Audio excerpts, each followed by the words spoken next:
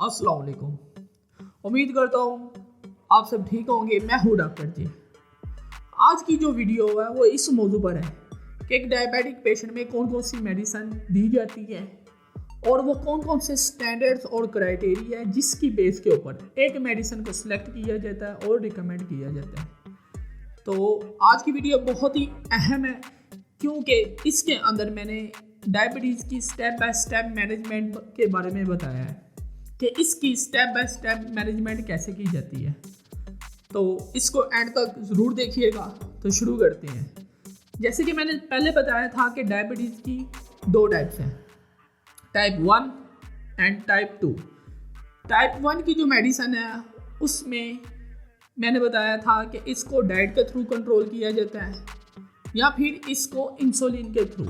ये दोनों ही बड़ी कंपलसरी है, इंसुलिन से और डाइट के थ्रू टाइप 1 को कंट्रोल किया जाता है। इसी तरह फिर टाइप 2 आ जाती है जिसमें मैंने बहुत ही डिटेल से आज डिस्कस करना है कि जो टाइप 2 है इसमें ओरल हाइपोग्लाइसेमिक एजेंट्स दिए जाते हैं।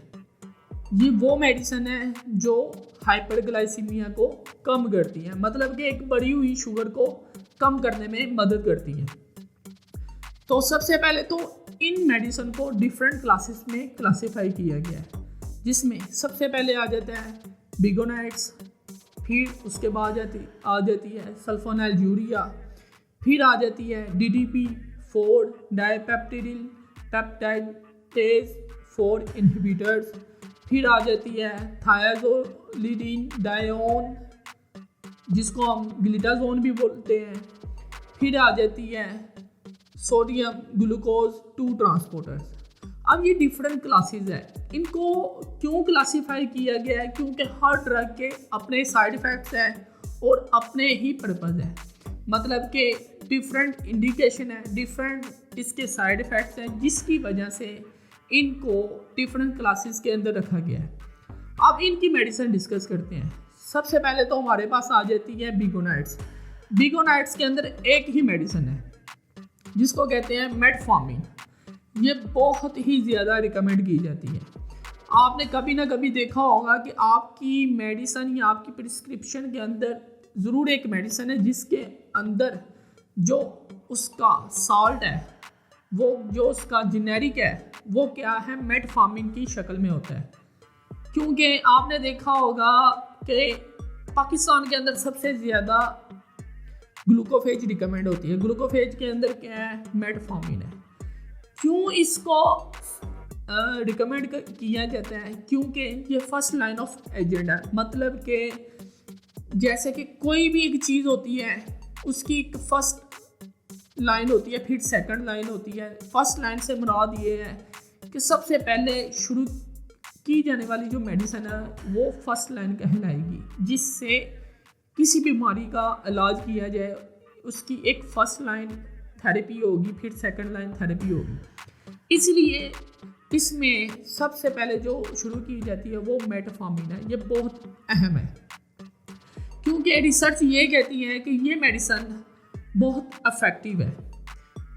इसी तरह इसके कुछ साइड इफ़ेक्ट्स हैं, जैसे नाजिया, वोमिटिंग, डायरिया, यानी कि डायरिया हो जाना, कैक आना, सर दर्द हो जाना, या फिर GIT के मसले मसाइल, यानी कि कुछ लोगों का वक्त के साथ मैदे के मसले मसाइल पैदा हो जाते हैं, स्टमक का डिस्टर्ब हो जाना या फिर डाइजेशन का डिस्टर्ब हो जाना।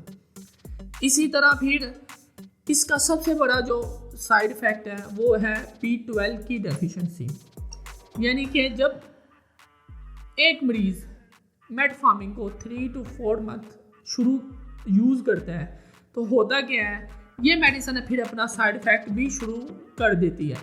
जैसे कि हर मेडिसिन के फ़ायदे होते हैं, इसी तरह मेडिसिन के साथ साइड इफ़ेक्ट्स भी होते हैं। इसको ओवरकम करने के लिए आपने देखा होगा कि आपकी प्रिस्क्रिप्शन के अंदर एक अज़ाफ़ी मेडिसिन रिकमेंड की जाती है, B12 विटामिन रिकमेंड किया जाता है, जो हमारे पाकिस्तान में मैथिकोबाल या न्यूरोमेट के नाम से आती है। क्योंकि मेटफॉर्मिन का सबसे बड़ा जो साइड इफ़ेक्ट है वो ये है कि ये B12 की डेफिशिएंसी कर देता है। ये एक ऐसा विटामिन है जिसकी डेफिशिएंसी से स्टमक डिस्टर्ब हो जाता है, आपके पट्ठों में, जोड़ों में, जिस्म के अंदर दर्द पैदा हो जाती है।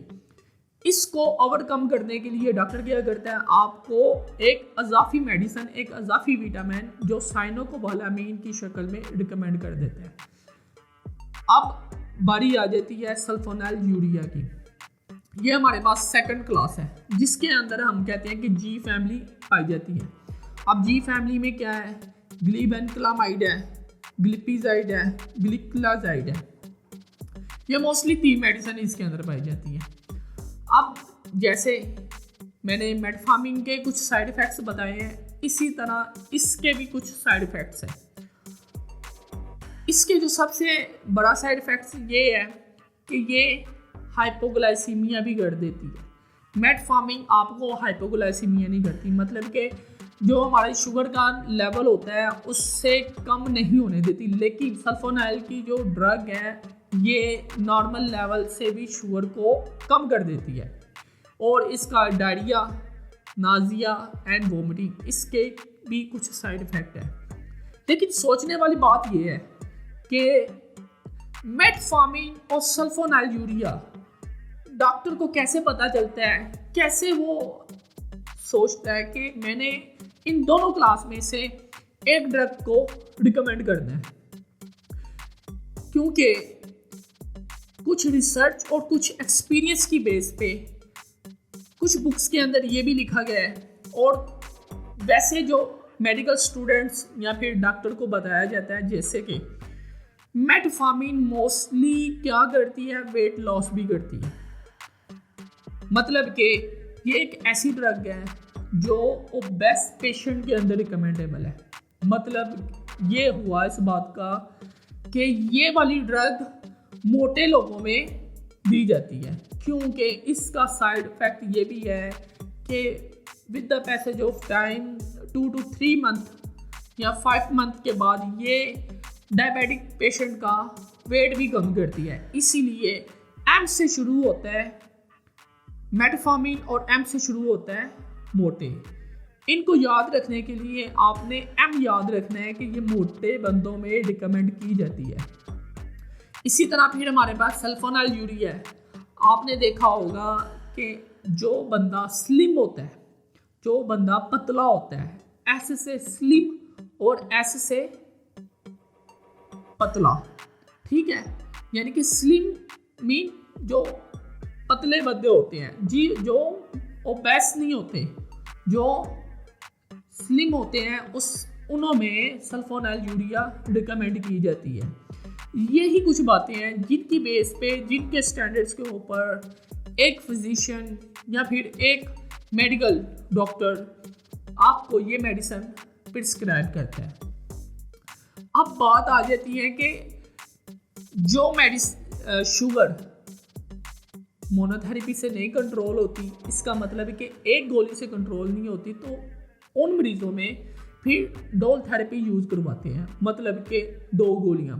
अगर जो फिर डोल थेरेपी से भी यूज़ नहीं होती तो फिर क्या होता है, फिर ट्रिपल थेरेपी यूज़ करवाई जाती है। फिर इसी तरह क्वाड्रेंट थेरेपी। अगर क्वाड्रेंट थेरेपी का मतलब है कि 4 डायबिटीज़ की गोलियां दी जाती हैं। अगर फिर भी शुगर कंट्रोल ना रहे तो फिर इसको इंसुलिन के ऊपर लाया जाता है, ताकि डायरेक्टली इंसुलिन इंजेक्ट की जाए और खून के अंदर जो शुगर का लेवल हाई है इसको नॉर्मल किया जाए। तो आज की वीडियो आप लोगों को पसंद आई होगी, तो जिनको पसंद आई है तो वो इसको लाइक करें और शेयर भी करें ताकि दूसरे लोगों तक भी पहुंच सके। और ये बहुत अहम मालूमात है और दूसरों का भी भला हो जाएगा। तो अपने और घर वालों का ख्याल रखें। मुझे दे इजाज़त। तो नेक्स्ट वीडियो में मिलते हैं। अल्लाह हाफिज़।